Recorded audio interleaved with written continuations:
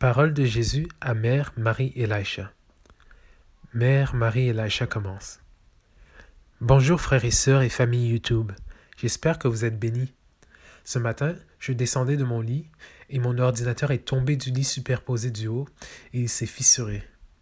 Récemment, Mère Claire et Père Ézéchiel m'avaient reproché de ne pas bien m'occuper de mes choses.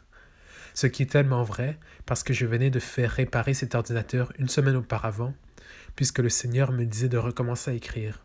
Donc j'étais dévasté et déçu de moi-même. Je fais tout mon travail sur la chaîne en utilisant cet ordinateur portable. Donc j'étais frustré et je pensais que ce devait être une attaque de l'ennemi. Je suis venu devant le Seigneur pendant la prière alors que je sentais qu'il commençait à me parler. Jésus a commencé. Ma bien-aimée, ne sois pas trop dur avec toi-même. Il aurait été sage de laisser l'ordinateur dans un endroit plus sûr.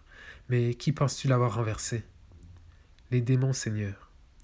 Jésus a répondu, oui, bien-aimé, je veux que, à partir de maintenant, tu oignes et bénisses tout ton équipement ou matériel de ministère que tu reçois. Les démons détestent la mission que je t'ai confiée et feront tout de leur possible pour contrecarrer mes plans, mais je ne leur permettrai pas. Je permets cependant que ces choses vous incitent non seulement à prendre conscience, mais à prier davantage et à grandir en patience. Une offrande, un cadeau que vous pouvez me faire pour le salut des âmes. Bon, Seigneur, pardonne-moi. Je renonce à la frustration, l'impatience et l'amertume. Jésus a continué. Maintenant, les lectures que je t'ai données et les chansons que j'ai jouées portaient toutes sur la foi, bien-aimé. Ne m'as-tu pas demandé de faire de toi une grande femme de foi? Oui, Seigneur, je ne savais tout simplement pas le coup, lol. Jésus a répondu. Eh bien, ma petite, avec une grande foi vient un grand test, de grande sanctification et une grande endurance dans la patience. La foi est la substance des choses espérées et la preuve des choses non observées. Pour espérer dans l'impossible, il faut une grande foi. Et une grande foi commence par une petite semence de moutarde de foi. Donc, je ne demande pas que votre foi soit plus grande, mais plutôt, je vous demande d'espérer grandement dans le fait que je suis qui je dis que je suis et que je peux tout faire. Cette génération sera connue pour les grands exploits et la mise en scène de ma puissance plus que toute autre génération. J'appelle mon peuple à avoir un grand espoir en moi, à croire qu'à mesure que les temps s'assombrissent, une grande foi surgira. Elle doit surgir pour rompre les ténèbres et faire reculer l'ennemi. Pendant si longtemps, mon peuple a été retenu captif par la peur du moi, la peur de l'illusion, la peur de l'homme et la peur de l'ennemi. Mais j'appelle mon peuple à croire à nouveau, à espérer à nouveau, avec une grande foi, les choses que je veux faire en et à travers eux. Pour ceux qui souhaitent se déplacer dans les dons surnaturels, ils sont disponibles pour vous. Le trésor du ciel est disponible pour tout mon peuple. Tout ce qu'ils doivent faire, c'est demander. J'ai un entrepôt où les anges attendent d'entendre les ordres de mon peuple pour la libération de ces cadeaux. Mais mon peuple ne demande pas. Plutôt, il craint et marche dans tellement d'incrédulité. Venez à moi, mon peuple, venez vers le Père qui possède un bétail sur 1000 collines et donne généreusement à tous ceux qui me demandent. Donnez-vous entièrement à moi dans la consécration et la sainteté, et de plus grandes œuvres vous ferez et même verrez. Tout cela en mon nom et pour ma gloire. Seigneur, si je puis me souvenir, tu m'as dit que pour avoir la foi, il faut prendre plus de risques. Jésus a continué. Oui, bien-aimé, mon peuple a peur d'être rejeté ou doute des résultats des choses.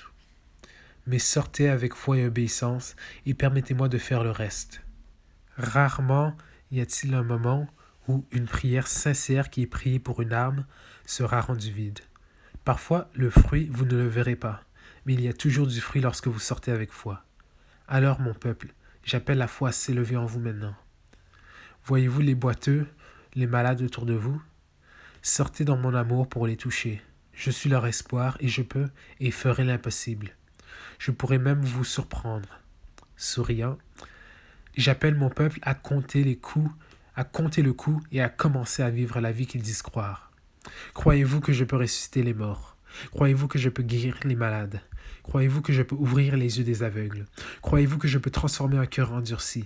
Croyez-vous que je peux faire toutes ces choses à travers vous? Si vous dites que vous croyez, que faites-vous à ce sujet? Mes bien-aimés, prenez le risque de croire.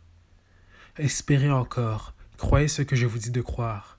Demandez que ce cadeau puisse commencer à marcher en vous maintenant. Lorsque vous voyez quelqu'un dans le besoin, demandez-moi d'étendre mes mains à travers votre cœur, de les toucher et ensuite laissez-moi les résultats.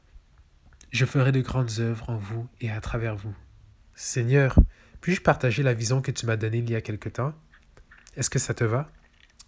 Jésus a répondu, oui, bien-aimé, cela inspirera grandement les autres à propos de ce que j'ai en réserve pour cette génération, pour ceux qui croient. Souvenez-vous qu'une foi profonde vient de votre intimité avec moi.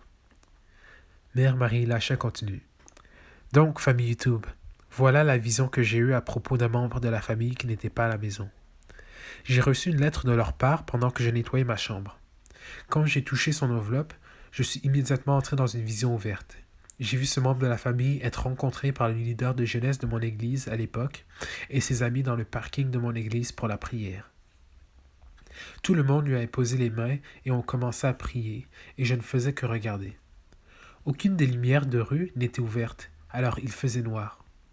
Cependant, lorsqu'il commençait à prier, j'ai vu de petites ampoules de lumière sur la tête du membre de ma famille. Puis, en regardant de plus près, je les ai vus grossir avant de réaliser que c'étaient des anges. Ils ont commencé à descendre et à monter, et descendre, pendant qu'ils priaient pour ce membre de la famille. La lumière les éclipsa et ils se mirent chacun à briller. Puis, le membre de ma famille s'est transformé en un homme. Un homme en question dont je connaissais la présence d'addiction à la drogue dans sa vie. Après avoir prié, il a été complètement transformé et restauré. Il était tellement choqué de voir sa transformation physique qu'il a demandé à nous rejoindre. Nous avons dit « bien sûr ». Ensuite, il y avait un groupe entier d'entre nous qui sommes allés dans les rues en touchant simplement les sans-abri, les prostituées, les toxicomanes, et ils ont immédiatement été guéris par un seul contact. Eux aussi étaient sous le choc et ont tous demandé à nous suivre. Puis, j'ai vu une colline sombre, puis une lumière, puis 2 lumières, puis 3 et 4, et ainsi de suite jusqu'à ce que toute cette colline soit éclairée, puis je suis sorti de la vision. La parole qui me vint à l'esprit était « une ville sur une colline ». Matthieu 5, 14. Tu es la lumière du monde. Une ville placée sur une colline ne peut être cachée. Voilà à quoi ressemblera cette dernière génération. Fin du message de Jésus à Mère Marie-Elisha.